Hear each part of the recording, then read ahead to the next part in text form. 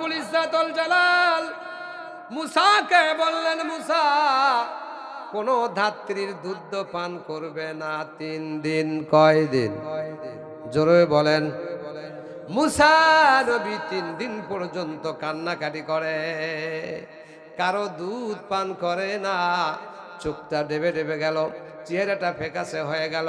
ওইদিকে মুসার বোন মাকে খবর দেয়, মা গো আমি দেখলাম যার ভয়ে তুমি সিন্ধুকে ভরে নদীতে দরিয়াতে ফেলে দিলে গো মা, ওই সিন্ধুকটা ওই প্রাসাদের কাছে গিয়ে থেমে গেল, আর আমার ভাইকে ফেরাউনের রাজ দরবারে নিয়ে চলে যায়। আল্লাহু আকবার। মা বড় অক্লান্ত হয়ে গেলেন, মা বড় দুশ্চিন্তায় ভুগলেন।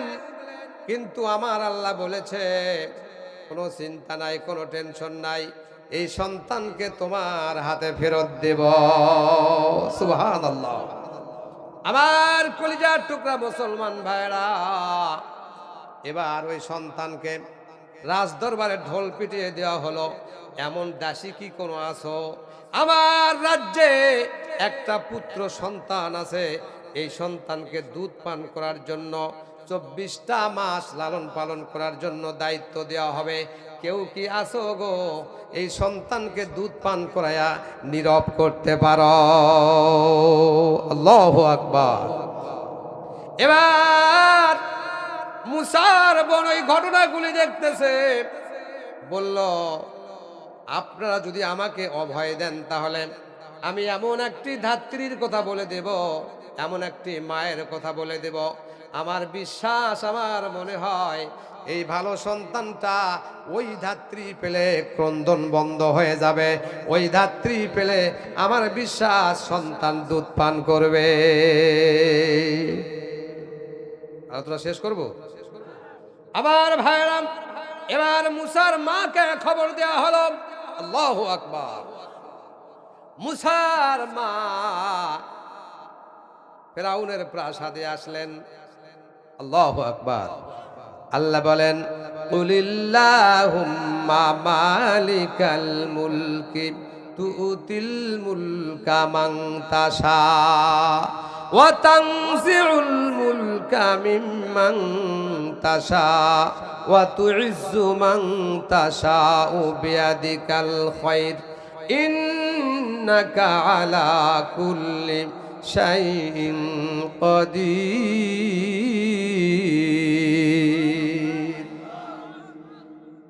70 ঘরে মুসার লালন পালন হচ্ছে। মুসার মা পর্যন্ত ফেরাউনের রাজপ্রাসাদের সবচাইতে ভালো ঘরে থাকবে, বেতনও খাবে, পরিশ্রমিক টাকাও নিবে, সন্তানকেও আল্লাহ তার ঘরে লালন পালন করাইতেছেন। বলুন সুবহানাল্লাহ। একটু আওয়াজ দিয়ে বলেন সুবহানাল্লাহ। আমার ভাইরা, সন্তানকে যখন 2 বছর দুধ পান করানো হলো, আসিয়া বলে, ও ফেরাউন, 2টা বছর হয়ে গেল, এই সন্তানকে তুমি চোখে দেখলে না, একটু আদরও করলে না। ফেরাউন বলে, আসিয়া সন্তানকে নিয়ে আসো। 2 বছরের শিশু, লাদুস লুদুস চেহারা, একে তো হলো নবী। বলুন সুবহানাল্লাহ। তার চেহারা দেখে ফেরাউন পর্যন্ত পাগল হয়ে গেছে। ফেরাউন এবার তার নাক টানে, গাল টেনে টেনে, মুখটা যখন তার গালের কাছে নিয়ে চুমু খাওয়ার জন্য গেছে, ওই 2 বছরের শিশু মুসা মুখটা ঘুরাই, এদিক সেদিক ঘুরাই, কিন্তু ফেরাউন ছাড়ে না, চুমা খাবে। আস্তে করে হাতটা বের করে ফেরাউনের গালে জোরে একটা থাপ্পড় দিয়ে দিল। আওয়াজ দিয়ে বলেন সুবহানাল্লাহ। ছোট 2 বছরের শিশু ফেরাউনের গালে থাপ্পড় যখন দিল, থাপ্পড়ের ওজনটা এত বেশি ছিল, তার চল এত জোরে থাপ্পড় লেগেছে, মাথার ভেতরে মগজ পর্যন্ত ঘুরে চোখে ঝাপসা দেখে। আল্লাহু আকবার।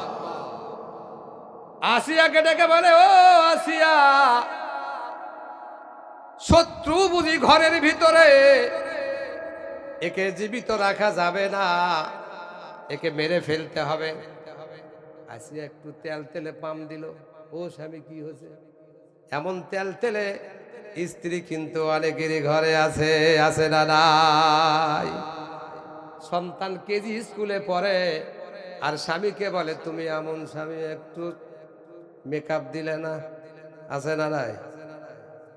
স্কুলে সন্তান যাবে, বাবা মাকে কেন বিউটি পার্লার করতে হবে?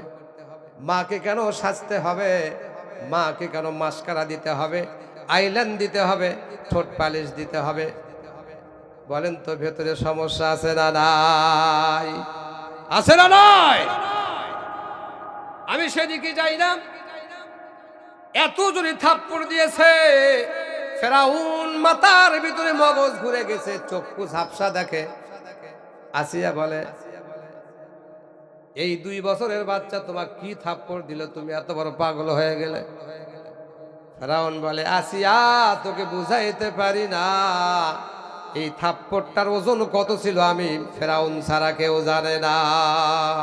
সুবহানাল্লাহ। বলে না এই সন্তানকে বেঁচে রাখা যাবে না। আমার মন বলে এটাই মুসা হবে। আসিয়া বলে স্বামী গো, তুমি এত বড় সিদ্ধান্ত নিও না, একটা আবার পরীক্ষা করে দেখো। এই সন্তান তো অবুঝ শিশু, তুমি একবারে এক টোকলা আগুন রাখো আর এক পাল্লায় কিছু স্বর্ণ রাখো, দেখো তো সন্তান কার ভেতরে হাত দেয়। যদি স্বর্ণের ভেতরে হাত দেয় তাহলে বুঝবো তোমাকে ইচ্ছা করে থাপ্পড় মেরেছে, আর যদি আগুনের ভেতরে হাতটা রেখে দেয় তাহলে তুমি বুঝবা অবুঝ সন্তান তোমার গালে থাপ্পড় মেরেছে।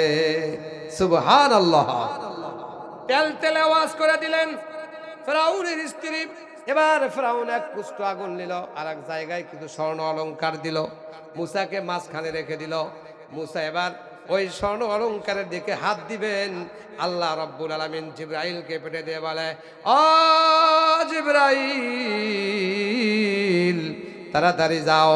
মুসা কিন্তু স্বর্ণের দিকে হাত বাড়ায়, সাথে সাথে তুমি আগুনের কাষ্ঠের ভেতরে হাতটা ঢুকায়া দাও।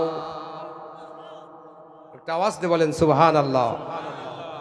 স্বয়ং জিবরাইল মুসার হাতটাকে আগুনের ভিতরে দিলেন।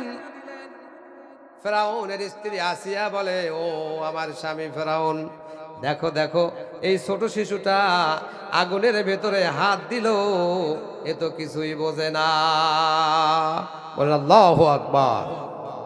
আমার কলিজার টুকরা সিরাজগঞ্জবাসী ভাইরা, আমি আপনাদের সূরাতুল কসাসের সরাসরি তাফসীর, কোনো কিচ্ছা, কোনো বাবার কিচ্ছা আপনাদের শোনাই নাই, সরাসরি সূরাতুল কসাসের ব্যাখ্যা এবং তাফসীর শোনাইতেছি। আপনারা যদি এই তাফসীর শুনেন আল্লাহওয়ালা হতে পারেন। মুসার জীবন থেকে যদি শিক্ষা নিয়ে আমরা যদি ইসলামের পক্ষে এই শক্তিটাকে কাজে লাগায় দেই, কোরআনের পক্ষে থেকে এই শক্তিটাকে কাজে লাগায়া দেই, নবীর উম্মত হয়ে যদি কোরআনের পক্ষে কাজে লাগায়া দেই, আল্লাহ পাক বলেন তোমার এই বিবেক বিবেচনা যদি ইসলামের পক্ষ থাকে, আমি আল্লাহ কাল কিয়ামতের ময়দানে বিনা হিসাবে তোমাকে জান্নাত দিয়া দিব। একটা আওয়াজ দিয়ে বলেন সুবহানাল্লাহ। কথা সংক্ষিপ্ত করে বলি, কারণ এই ব্যাখ্যা বিশ্লেষণ এই তাফসীর যদি আপনাদের এক এক করে শোনাইতে যাই, আমার মতো ছোট কাঠ মোল্লা যতটুকু মেমোরি আছে 7 দিন যদি লাগারে এইভাবে চলে, কিন্তু সূরা কসাসের ব্যাখ্যা করে শেষ করা যাবে না। আল্লাহু আকবার। আমার মুসলমান ভাইরা, এমনি করে 2 বছর থেকে যখন তার বয়স 10 হয়ে গেল, কত আওয়াজ দিয়ে বলেন, 10 বছর যখন হলো, 10 বছর যখন হলো, তখন ফেরাউন রাজ দরবারে ঢেল পিটে দিলেন, বললেন আনা রব্বুকুমুল আলা। আওয়াজ দিয়ে বলেন নাউযু বিল্লাহ। মুসার বয়স তখন 10 বছর। বললেন আনা রব্বুকুমুল আলা, আমি তোমাদের বড় খোদা। একটু আওয়াজ দিয়ে পড়েন নাউযু বিল্লাহ।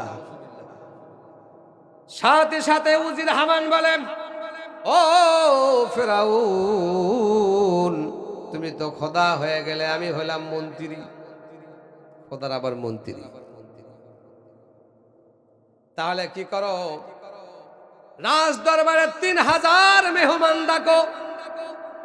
এই 3000 মেহমানকে বকরি ফ্রাই করে, চাইনিজ করে 3000 বকরি এট এ টাইমে একই টেবিলে 3000 ব্যক্তিকে খাওয়ায় দাও।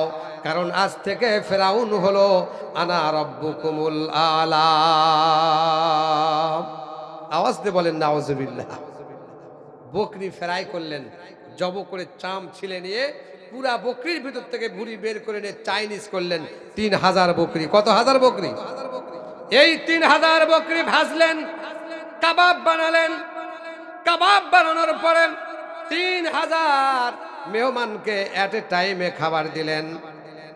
খাবার দেওয়ার পরে ফেরাউনও তিনি ওই জায়গায় খাইতে বসেছে। আল্লাহ বকরি খাবে। আল্লাহ কি খাবে? আনা রব্বুকুমুল আলা। বড় খোদা এবার ভাজা বকরি খায়। শেষ করবো নাকি? আবার ভাইরা গভীর মনোযোগ দিতে হবে। ফেরাউন এবার তার সন্তান, লালিত সন্তান মুসাকে বলল, ও মুসা আসো, এই বকরিটা তুমি খাওয়া শুরু করো। মুসা পয়গম্বর, 10 বছর বয়স। বকরির কানের ভিতরে শাহাদত আঙ্গুলি দিয়ে এমন ভাবে টান দিলেন, ছিঁড়ে খাওয়া লাগবে তো, কি বলেন?